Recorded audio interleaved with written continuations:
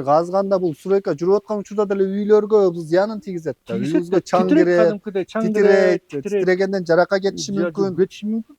Бул баягы трамбовка кылышат да. Адис болбосоң, курулушчу, архитектор болбосоң деле түшүнүктүү экен да. 25 сотук дейт, чакан эле жерге чоң 2 блоктон турган 9 кабаттуу үй салабыз деп атат. Бул жанындагылар эмне болот? Мисалы үчүн бул үйгө кандай үйдүн үстүнө туруп калат экен. Бул курулуш жүрүп атканда бир нерсеси опалубкасы же бир тактайлар учса, могу жерде жүргөн балдарга эмне болот? Анан кийин булардын бул жакта жаткан үйлөргө күн тийгизбей көлөкө кылат.